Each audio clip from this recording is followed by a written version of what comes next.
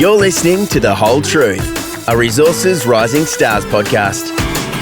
This episode of The Whole Truth podcast explores a company that has great leverage. I'm Paul Armstrong. I've just had a chat with Shane Pike. He's the Managing Director of Great Western Exploration. As you're about to hear, Great Western equals great leverage. The company is now mobilising a drill rig after a long wait to drill some fantastic copper targets at its Fairburn project in Western Australia. The company says these targets look very much like the famous DeGrussa copper gold discovery that sent Sandfire shares to the moon. It has 3 targets there it's going to drill. As these targets are completed, when the initial program is done, the company also plans to start drilling at what it calls its Oval and Oval South projects. They also are copper targets in Western Australia and happen to be even closer to the great DeGrussa discovery. Shane takes us through why the company thinks these targets are so compelling, what the analogies are to DeGrussa and to the famous Winu discovery. He says why the company believes that the prospects are so strong and what they plan to do about it with a drill rig over coming weeks and months. This is one for people who enjoy a leverage story, and everyone knows copper exploration success can change lives. Shane, the moment we've all been waiting for. You've just told the world that the drilling rig is on its way to your Fairburn copper project in WA. Tell us, what is this about and what is waiting for the rig when it gets there? Yeah, really exciting news, Paul. We've mobilised a rig up to Fairburn Copper Project, as you say, and what we're looking to go and test there is DeGrussa style volcanic hosted massive sulfide targets, which is a bit of a mouthful, but they're copper targets that are fairly shallow below the surface. We've got 3 targets there that we're going to drill test, and these targets are often found in clusters. And we're going to go and drill test each one of these targets in turn and hopefully replicate what Sandfire did with the discovery of DeGrussa and what it did to its share price. As you say, it's a bit of a mouthful, so let's look at parts of that sentence in isolation there, Shane. We talk about DeGrussa-style targets. Now, you mentioned that's what Sandfire did. Of course, DeGrussa was the sensational copper-gold discovery that sent Sandfire from ascent to the moon. People made a lot of money out of that. Why do you say that the targets you've got are DeGrussa-style targets? Yeah, look, what we're looking for is an old seafloor. These things are basically old seafloors that had a volcanic vent, spits out sulfides. The sulfides sit on the seafloor. They settle down and then get preserved. And what we've completed electromagnetic surveys that there's a conductor at depth. That's number one. But the geology as well, when we went up there and mapped, and the government mapping that's been completed there, it shows that it was an old seafloor environment there. And most importantly, there's some volcanic units about. So something you'd look for if you had a volcanic vent. When we sampled those, they had anomalous golden copper, so that's a big tick for us. And we think that the area that we've mapped is just outboard from a volcanic vent, and the conductor that we're going to drill test, we think that is a zone of massive sulfide, very similar to DeGrussa. So you have 3 targets. Now, going back to your original mouthful of a statement there, Shane, you talk about it being a VMS-style system. Of course, the key attraction there for investors is that there's the prospect of not one but multiple. They tend to come in clusters. And you have 3 separate targets that you're going to test with this upcoming drilling program. Does the fact that there's 3 support the view that it's a VMS system? Yeah, absolutely. And the position of these conductors, geologically, you couldn't get them in any better position. Around the world, VMS-style targets, they're found in clusters. And look, if we found 1 DeGrussa, we'd be very happy, but 3 would be much better. And there's the prospect that you find 3 half of DeGrussas and therefore you put them together. Yeah, that's right. Right. So you're going to go up there, the rig's on its way, contractor DDH1, one of the most respected people in the business. They put a hole into it. Are they going to drill one hole after the other? Is that the plan? Yeah, that's right. We'll drill each one of these targets in turn, and look, if we get some one hole each, is that the name of the game?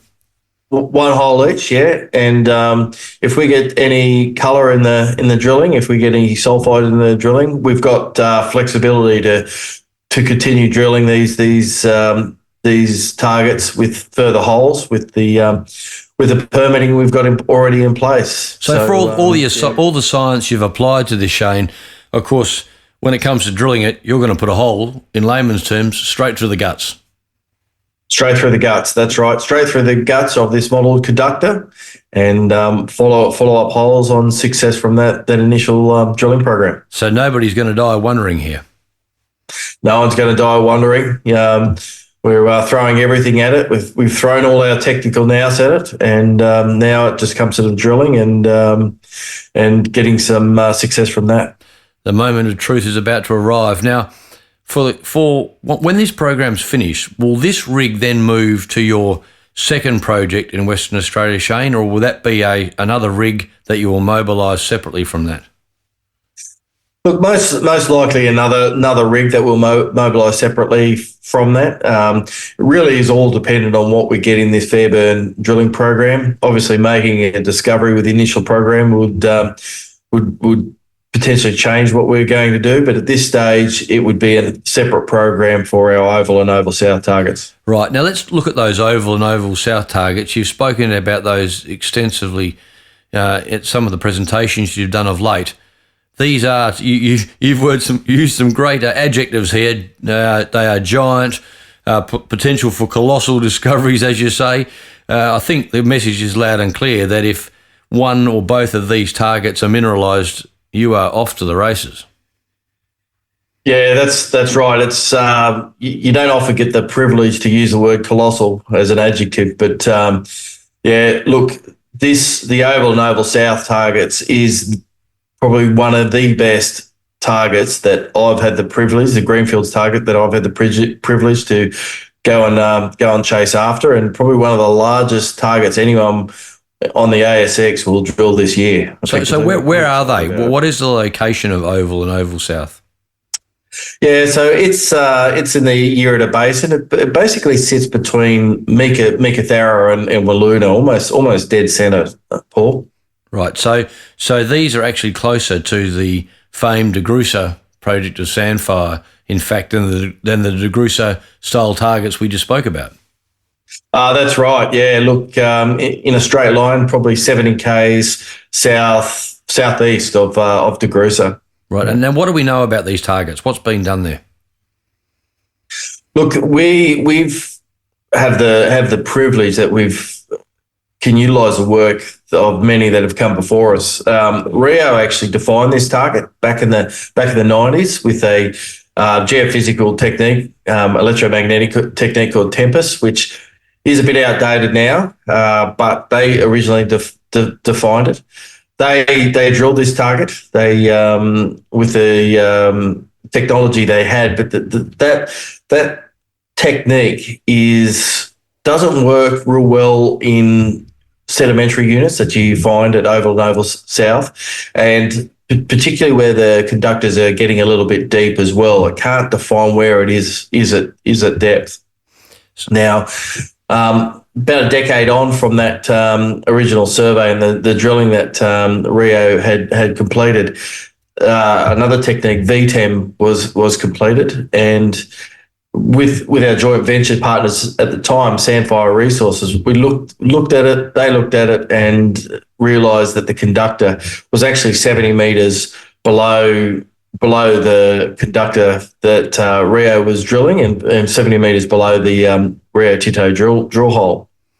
Now, Sandfire withdrew from Australia and handed back this target to us 100% after spending $4.5 million on it, and they were quite excited about it. They really wanted to test it, but handed it back to us. They completed a gravity survey over this, and this is a real kicker with this project. What this airborne gravity survey showed us is that where the EM conductors are, gravity highs sit perfectly over the top of this, and what that shows us is that You've got gravity that's showing that the rocks there are very dense. The rocks there conduct electricity, and what we interpret this to be is metal-rich sulfide mineralisation that has previously been untested. So the Rio hole didn't explain this geophysical responses that you're getting, because the subsequent geophysics, as technology improved and the like, Shane, if I can summarise that, show that in fact the target they were after is deeper than they thought. They actually stopped drilling above the target. Absolutely, and Rio utilising the data they had at the time, they quite rightly pulled up the hole where they did. They hit some siltstone units, very small interbeds of shale. They said that they felt that had tested it, but what they didn't have, is the data we have at the time. We have right now that shows that this conductor is actually below that drilling, and had they had that data, they wouldn't have stopped the hole where they did. Right. So, and there's two of these targets. They coexist. Obviously, they have all the same geophysical characteristics. Yeah, that's right. Both are conductors. Both have gravity highs, and other geological attributes as well that add to this story. And why do you say they're potentially, to use your great word, colossal? Why are they so big? Is it just simply a size of length times width times height? Yeah, look, a little bit of that. The conductor itself at Oval South, particularly at Oval, it's 3Ks by 3Ks, so it's large and it's discrete. The data that's come back, the geophysicists will tell you that it's a discrete anomaly. But also, too, the reason why we say it's colossal, we draw comparisons with Winu, which those that don't know Winu, 2.7 million tonnes of copper, 7.8 million ounces of gold, still open. They're drilling it out. Just like Winu, there's a nearby magnetic anomaly that's at depth, which we interpret that as being an intrusive that provided fluids, metal-rich fluids, provides a heat source. The Rio Basin, it's sedimentary units, very similar to Winu. It's sandstones, carbonate rocks, siltstones, rocks that can pull metal out of ascending metal-rich fluids. But most importantly is the location on the Ida Fault. The Ida Fault, it's a crustal scale fault. It's over 500 k's long. It's got proven metal endowment. The Perseverance and Mount Keith nickel deposits are on its length. DeGrussa is along its length. Davyhurst gold deposits on its length, and that's important because it shows that it's tapped the mantle, allowed metal-rich fluids to ascend up. And right where Oval South is located, this proven fertile fault, the Oda Fault, is intersected by Geoscience of Western Australia Basin Fault. And why that's important is that we think that has focused the fluids into the sedimentary rocks of the Rio Basin, very similar to what's happened at Winu, and why we think a colossal discovery can be made here. So what happens now?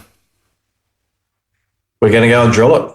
We're going to put 2 holes each into both Oval and Oval South. These drill holes will be between 600 and 800 metres deep, and effectively, when we're pulling the drill bit out, we're going to be doing downhole surveys to further refine these targets. Even if we get mineralisation in the core, we want to make sure that we're focused on the areas that are going to give us a greatest chance of defining economic mineralisation. So the drilling program here, you expect that Oval and Oval South, Shane, will follow on pretty close from the drilling program we just discussed at Fairburn.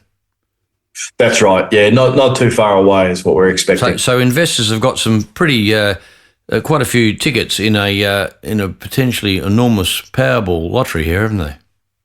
Oh, absolutely. You know, most exploration companies, particularly junior exploration companies, are very lucky to have a tier 1 target We've got two of them in both Fairburn and Oval, and both of those we're going to be drilling and getting news flow from in the next few months. I mean, a copper find, particularly obviously in Western Australia, is the holy grail of exploration in the current climate. We all know that the copper price is widely forecast to run hard over the next few years on the back of the energy transition. We know that Western consumers, car companies, others want copper from Western sources. Western Australia would have to be arguably the number one jurisdiction to make a big copper discovery, and you've got a few of these targets on your hands. And maybe the name of the company, Great Western, should be great leverage. Yeah, that's right. Yeah, Western Australia, great place to do business. And as you say, the EV transition, literally everything that binds this together is copper. So copper's a good place to be, good commodity to go searching for. Great Western equals great leverage. Shane, thanks very much for your time. We will no doubt be looking very interested to see the results of this drilling. Obviously, you've got to get in there, get the rig set up. So there's a few bits of housekeeping and things to take care of there. But we'll be watching it closely, as will investors, no doubt, in Great Western. As we said, there's a lot of leverage here. Exploration success, that's how people change, life-changing if you can pull it off.